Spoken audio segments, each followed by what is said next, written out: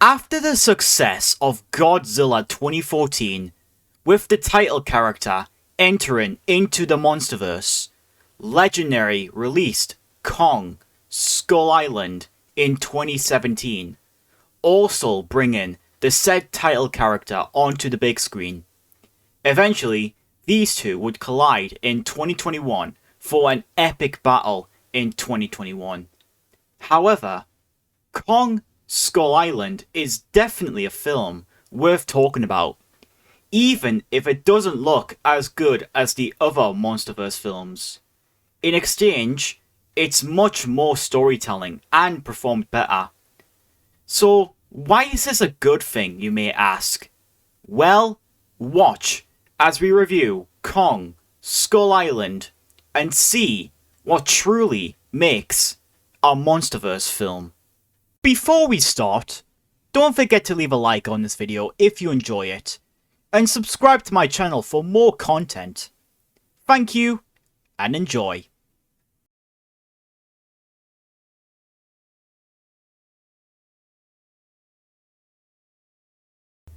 First off, the story for a King Kong film is a fresh, original origin story. King Kong movie plots tend to always have that Kong kidnaps a girl and climbs onto the Empire State Building before being shot down by planes type of cliche. But this time, it's a new story set to bring King Kong into the Monsterverse, much like Godzilla. Plus, this is an example of how a rebooted film's plot being rehashed is done right. The setting also gives off a great Vietnam War type of setting. The acting is also all great, especially John C. Reilly, Tom Hiddleston, Samuel Jackson, John Goodman, and Brie Larson. These are well-known actors that many people watching this film will recognize well, instead of being generic. The characters they portray are some of the more better characters we had in the Monsterverse, and feel like a great point in the film's plot. Something that the newer installments could not do right. Very fun action sequences to watch here, as they are fast-paced and generally thrilling. Some examples being when King Kong bashes and smashes the helicopters, Kong battling against the Mire Squid, and the final action with Kong against the Skull Crawler, dubbed the Big One. This is my type of action really. Fun to watch with lots of thrills, while still maintaining great, realistic CGI. The visual effects are also very pleasing to look at.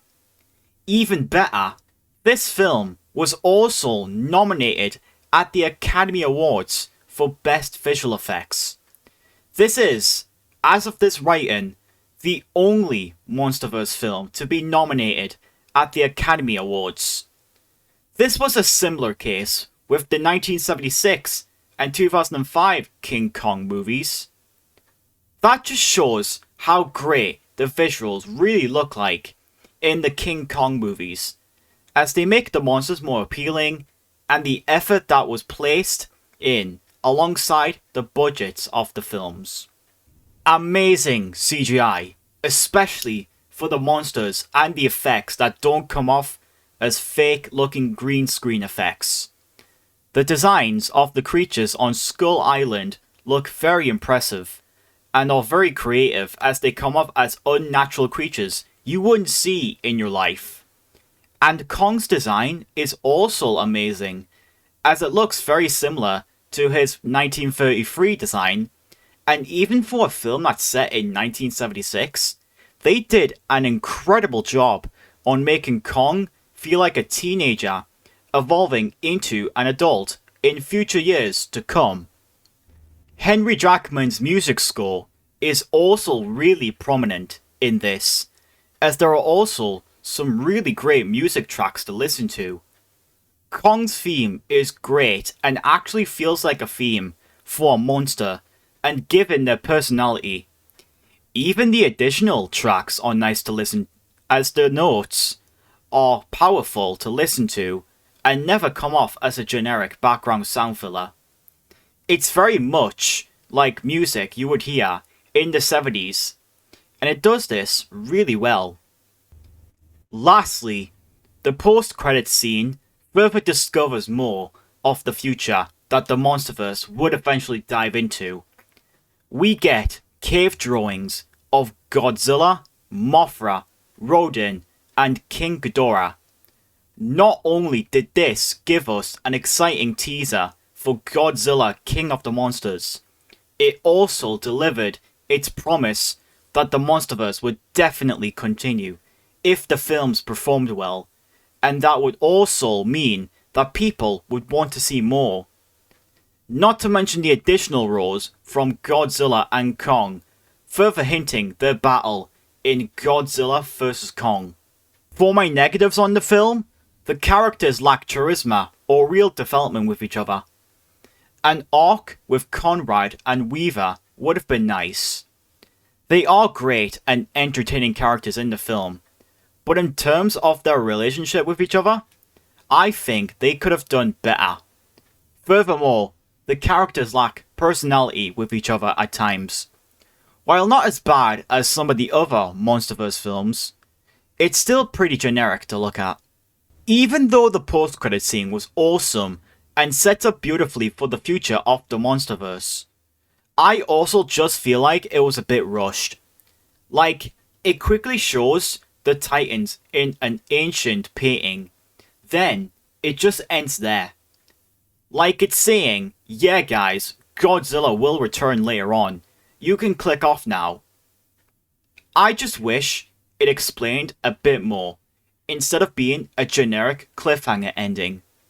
Maybe for some viewers, it wouldn't have much impact to them, as they may have seen this coming, but it does make sense to them, at least now, that Godzilla will return. You also don't get to see the monsters a lot, due to the story focusing more on the human story. Especially with the characters being generic at times, and no action once in a while, it again can make the film feel boring to watch at times. Thankfully, however, King Kong shows up more than Godzilla did in the 2014 film, and the characters are at least more memorable than the 2014 film. It gets you hyped up at the beginning, but then you get into the slow arc filler. Finally, the film's writing isn't that great, as at times it tries to be a B-movie when it's not supposed to be, as it has the highest budget of the Monsterverse so far, and most of the characters do nothing in the plot. Like, most of the characters just look like they were made to die, and they served no purpose in the plot, that you wouldn't even care if they were gone. And I also feel like Kong should have showed up much later after the characters arrived on Skull Island. They should have built it up more, like Godzilla 2014. There's no real suspense to be seen in it.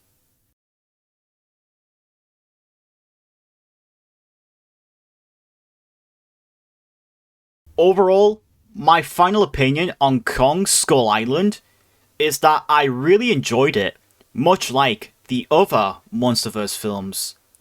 The problem is that there are other better King Kong movies, like the 1933 film and the 2005 Peter Jackson King Kong. While not quite as good as those films, Kong Skull Island works in its own right as a pretty solid popcorn thriller.